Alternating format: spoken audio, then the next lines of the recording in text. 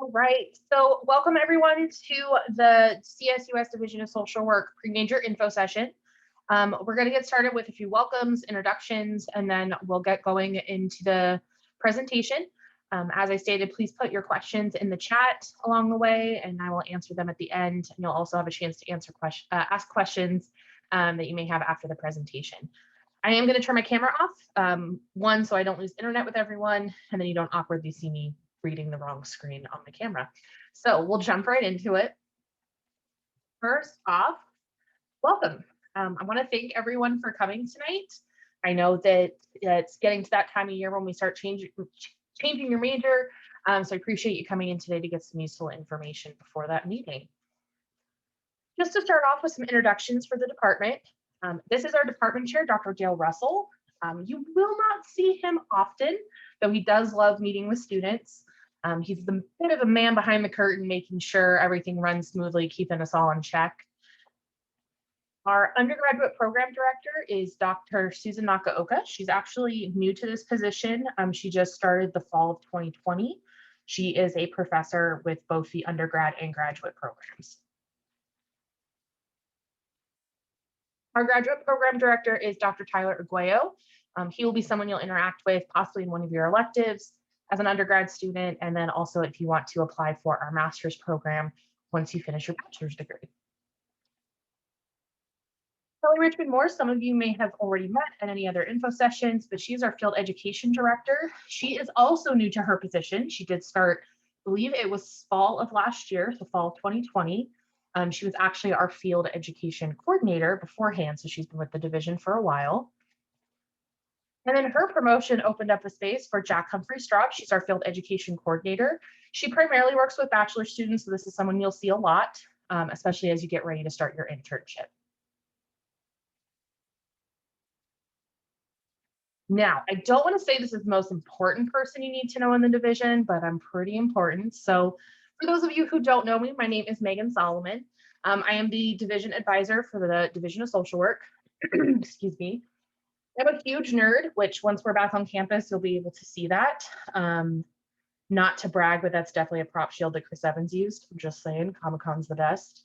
But I will be your go-to for academic questions, declaring your major, building a class schedule, then any general questions you may have about just getting through the program. Also, when we're back on campus, I do always have snacks for students, as well as coffee, so you can always stop by and grab a snack and some caffeine. The second most important person in the office is Cora. She is our director of cuddles. Cora is actually my service dog, so she does come to work with me a lot. She just had dinner, so I'm hoping that she sleeps through the presentation and doesn't make herself known. So who knows what will happen. She loves sitting with students when they get their schedules done, and there goes my phone. And then she also loves going to Starbucks on campus and getting cappuccinos because she has those baristas wrapped around her little paw. Okay, now we're going to go into the very important steps. So declaring your major. Now, the reason you're probably here is you're either thinking of changing your major into social work, or you're currently a pre-social work major. So everyone comes in under pre-social work until it's verified that they've met the pre-major requirements. Okay. Major changes will be accepted from Wednesday, April 1st, 2021 through Thursday, October 15th, 2021. We do have a limited cycle where we accept them, and that's just a workflow and to make sure everyone stays on track. You must meet with the major advisor, which is me, before a major change can be signed and submitted to the registrar's office to be processed. Also, if you are currently enrolled in your last pre-major requirements this semester, so spring of 21, I will still be accepting major changes over the summer. Staff actually works year round, so we're always here. So as soon as that grade posts, then you'd be able to meet with me and I'd be able to declare your major then. So currently we have 2 pre-major requirements active. So this means that depending on when you started going to school, you may be under a different set of requirements.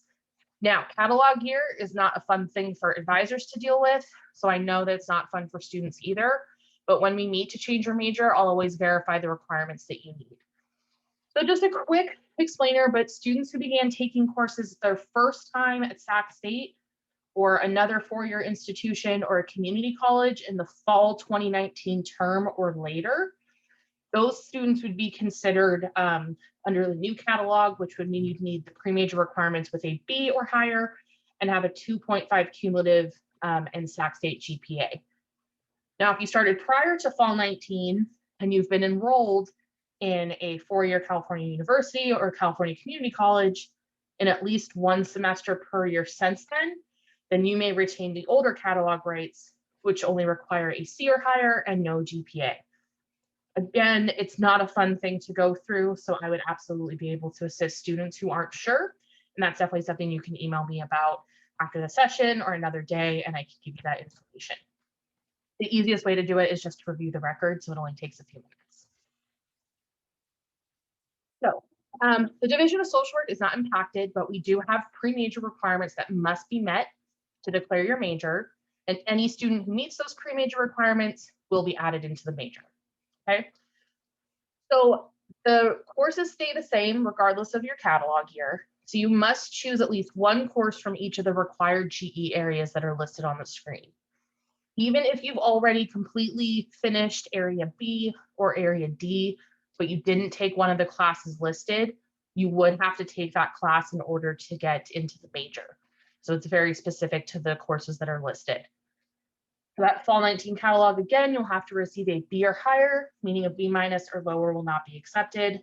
And you have to have that 2.5 cumulative and Sac State GPA. Now, if you don't have the fall 19 catalog, you may have started a little earlier, then it's the same set of courses. You still choose one from each area, but you only have a C or higher required, and there's no GPA requirement. All of these courses and these requirements are listed on our website, which I will provide for you at the end of the presentation. Okay, I missed the squirrels. Oh, those chubby little monsters stealing your food if you're not careful. Ugh, all right. So you've declared your major, you're ready to go. The next thing you're going to do is start taking your major courses, but there's a few things we want to check first before you jump into that. So on top of all the major requirements, you still need to make sure you complete your general education. And there's an added requirement that you'll need to finish that before your last year at Sac State. And that's to ensure you're eligible for your field placement, which is something we will chat about later, but you'll hear me hint at it a lot in this first part of the presentation. We do double up in some areas, which is really helpful. We can cover one course from area B with the pre-major, two of the courses from area D with the pre-major, and then also your upper division area D can be met with social work 150, which is a required class for every social work major. So that really helps. You'll also still need to finish your graduation requirements. These should be completed before you enter your last year and start your field placement. If you need to still fulfill your race and ethnicity, that can actually be met with Social Work 102, which is required for all students in the major. And then we will also cover your 40 units of upper division courses, as well as the 30 units completed at Sac State that's required for your degree. So that will be covered with just your major classes. You will need 120 units total to earn your bachelor's degree in social work. And that's a combination of your major courses as well as those additional university requirements. Just so you have an idea, there's 48 units that need to be completed for the social work major, 45 of which are upper division, 3 of which are lower division, which is social work 95.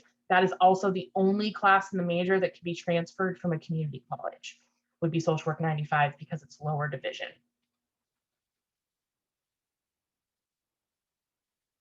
So now we get into your actual social work courses. So for all core classes and electives in the major, you have to receive a C or higher for it to clear the major requirement, meaning a C minus or lower will not count. Okay, the majority of our core courses have to be taken in a certain order, and they're only offered in specific terms. So that's why advising is very important, and it's required to change your major. So that way you know when you're going to be taking all those courses. The first course in that sequence, it's something we call like our gatekeeper course, is Social Work 125A. The only way you can add that course and start that sequence is if you're a junior, meaning you've earned 60 or more units, and you have to be declared as a social work student. Sac State determines class level by how many units you've earned, not how long you've been here. So even if you've been here for 3 years, you may not be a junior yet. So that's something we would also go over at your advising appointment. Okay, now just as an example, what these structured courses may look like, and again, this all gets covered at your advising appointment. The first fall semester after you declare your major is when you would start 125A. At that point, you'd also want to take social work 95 if you hadn't already completed it prior to that semester. Then in the following spring, you would take 140A and 125B. And before that point, so either the fall or spring, you'd also want to complete 102, 150, and 110. And again, it's why advising is so important, because I'll lay this all out for you so you know exactly when you need to take the courses. Your last 2 semesters, your last year, it's when you'll start your field and practice, which is 195A and 140B. And then in the next semester, you'll take 195B and 140C. Then you graduate. And then in one of those last 2 terms, you'll also take social work 111, which has to be taken when you're in your field placement. Okay, in addition to the core classes, this is where students can kind of create their own concentration within the major. Since it's so general for the bachelor's degree, the electives will actually cover different subject areas so that you're able to see what it's like to work with different populations. The minimum requirement for this is 2 courses or 6 units total, but you are welcome to take more than the required 2 electives. So if you're really interested in those courses, go for it. You will just want to notice that social work 126 and 191 also cover your writing intensive requirement. So those double up, which is really nice. And then you can also, when you take one of those 2 classes, we have writing specialists in the division that you could use while you're in your writing intensive. I do want to make note of one number change for the electives. Social work 196 is now listed as social work 144. So it's actually our LGBTQ studies course in social work. And it is part of the LGBTQ studies minor as well. Okay. Now we talk a lot about the core classes and the academic portion, but being a social work major also has a lot to do with your professional development. And it's something we rely very heavily on as we get you closer to your field placement. So some of the things we will work on with you in the next few years is your first one is your professional communication skills. From here on out, if you're not already doing it, you need to be using only your Sac State email address for all campus communications. From a staff perspective, it makes it so much easier because then we can verify who we're talking to and we know what information we can speak to that person with through email. It's also a very professional, very well organized email address you can use for internships, jobs, things like that. Excuse me. Should also always include an introduction or salutation and an email signature. That's something you can easily set up on Outlook with your Sac State email. It can be as simple as your first and last name. You can put your gender pronouns. You can put the class of and your graduation year. You can put your program, your email address, anything. Even if it's simple, it's a really good practice to start. And if you do it now, it'll be like second nature when you go out to the workforce. Make sure you provide your student ID number to identify yourself, especially if it's someone on campus, so that way we can assist you. Provide details that are needed to answer your question. Always be professional, use complete sentences, check your spelling, grammar, and punctuation, and then always use appropriate titles when you're addressing faculty, staff, or any other person on campus. If you're not sure about a professor, I always tell students just default to doctor, because then you cover all your bases, all right? So we do ask that you treat faculty and staff with the same level of respect and professionalism. We're all here to assist you. That's always our goal. In the social work department, especially, we're a small number of staff. There's about 5 of us that run everything. So please don't send the same request to multiple people. It actually ends up slowing down the process because then we all start using the resources at once and it just goes crazy. Please do not expect responses after hours or on weekends. We understand you guys have pressing questions, but we also need to make sure we take time away from our computers and have that personal time. There are some faculty who do work weekends, so they may respond, but that's not the norm across the division. So just be prepared. We also work with students on building their resume. And this is a great one if you don't have a resume built yet, haven't started working, that's totally normal, especially at the bachelor's degree level.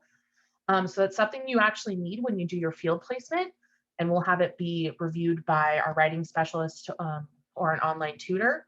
You can definitely work with the Career Center now to develop your resume.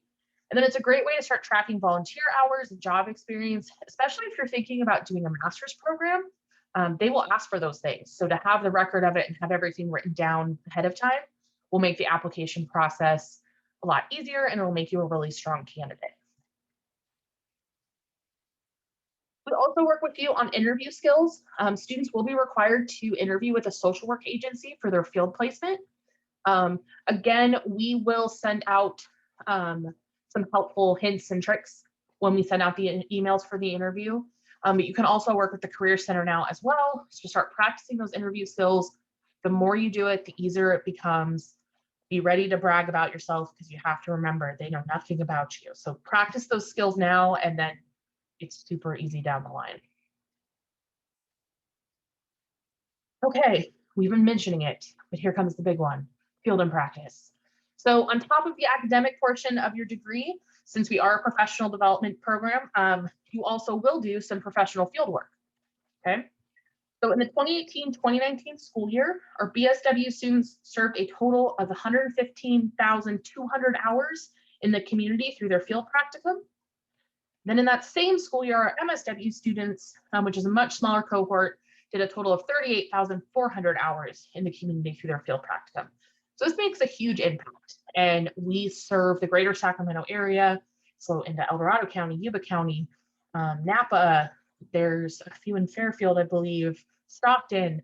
So we really do send our students out to the communities that they live in. Okay, so you do some really impactful work. The Division of Social Work's Field Education Program is a professionally accredited program that supports social work students in the pursuit of building their professional identities. If you participate in our program, you will be challenged and rewarded with opportunities to grow. You will graduate with up to 500 hours of experience with your bachelor's degree, which is fantastic. Okay, that puts you ahead of the game, especially when you enter the workforce. So these are just a few photos of the 4 times when we could be within 6 feet of each other, and can't wait for this to happen again. But this is our field fair. So before students apply for their field placement, we have an event. Typically it's in person. This year we actually hosted our first fully online field fair. It was amazing. One hiccup, but we made it through. So we're very excited.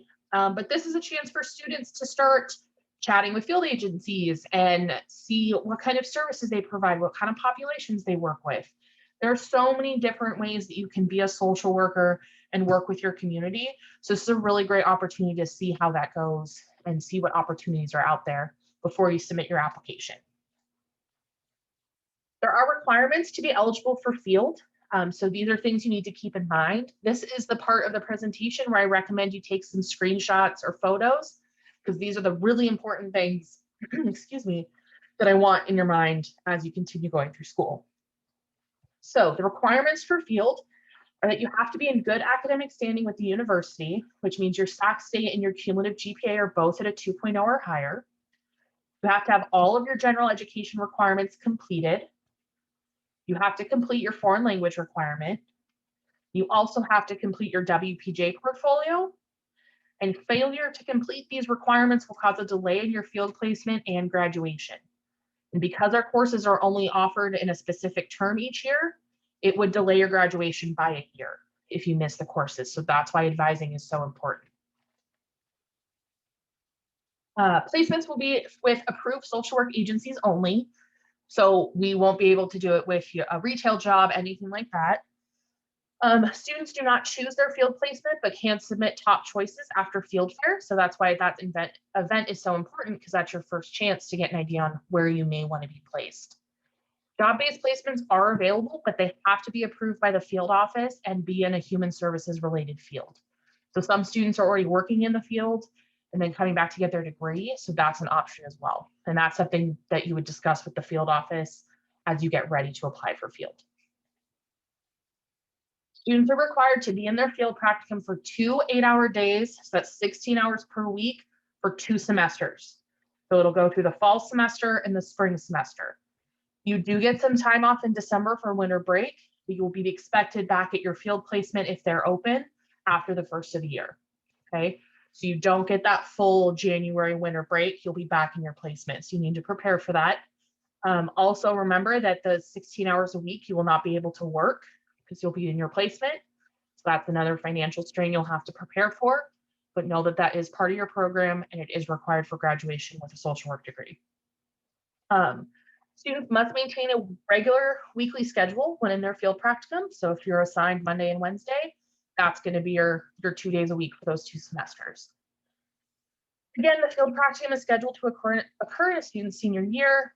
And again, not having all the GE and field practicum requirements completed will delay a student's entry into their field practicum.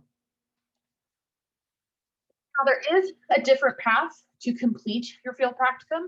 It is our summer intensive program. It is an accelerated field placement that happens over a 12-week summer session. It's held at Sac State only, and it's through College of Continuing Education. What this would mean is that at the end of your spring term prior to starting that summer session, you would have to have earned at least 102 units and have all of other university and major requirements completed, with the exception of the field and practice courses. You'll have your field placement Monday through Friday, 8 to 5, so it's 8 hours per day, 40 hours a week. You will not get paid for this field placement. So even though it's full-time, it's not a paid position. And then you'll also have classes, 11 of those 12 weekends, and that's from 8 to 5. Even when it's online, they still do 8 to 5 because they have to fit a whole semester's worth of work into 6 weeks.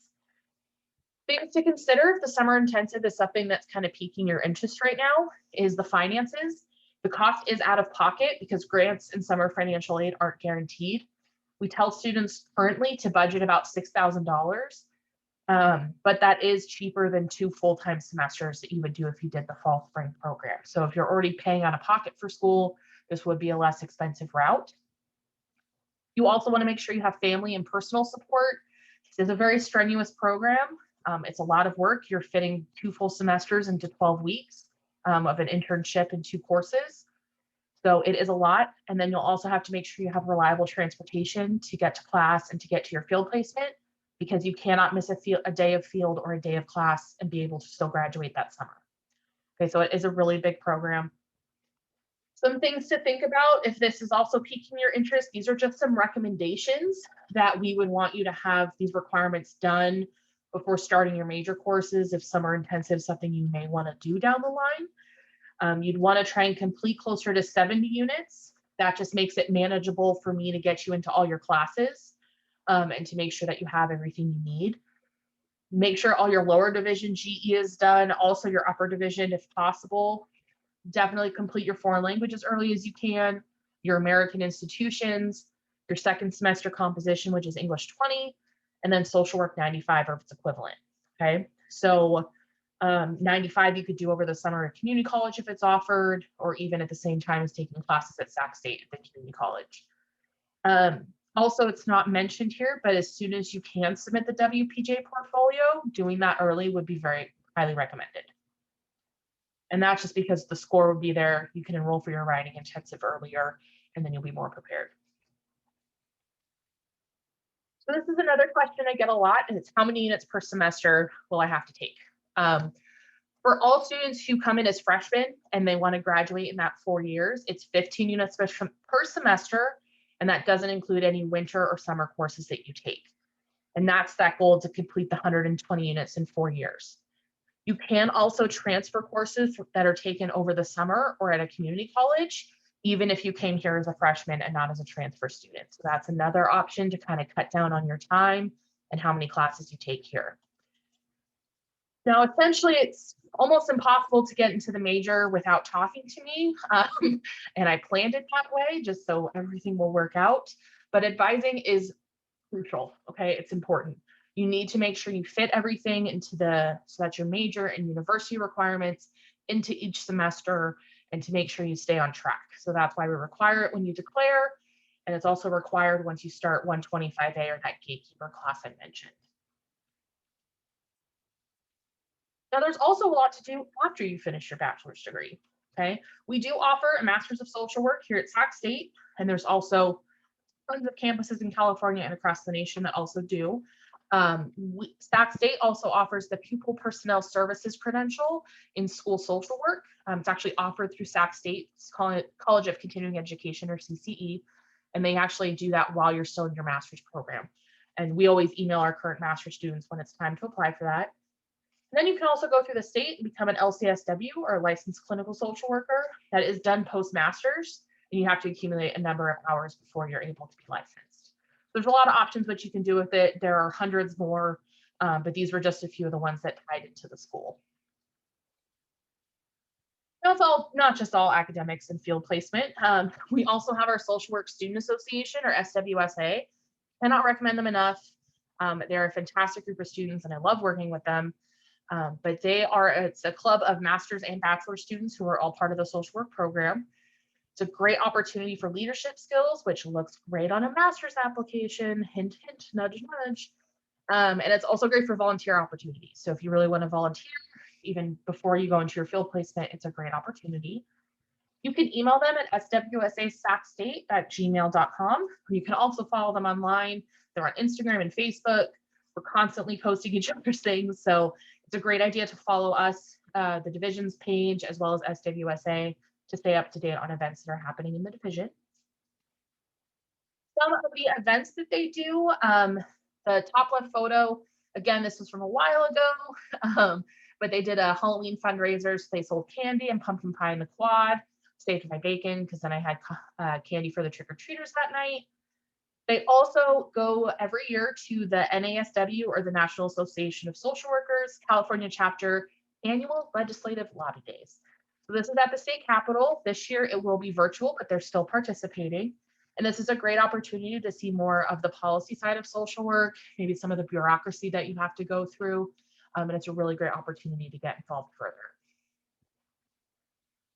You also have a ton of division resources that as a social work major, you'll have access to. The first of which is academic advising with myself. Then we also have field advising. So this is for students as you get closer to your placement. If you have questions about like criminal record, doing your placement at your job, the summer intensive, things like that, they'd be able to talk with you, but they cannot assist you with academic advising. So just make sure you keep that distinction.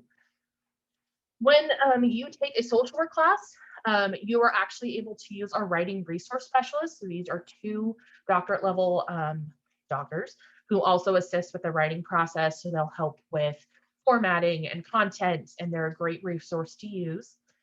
And then you also have faculty meetings, and this goes towards classes and coursework, also career advice if you have any.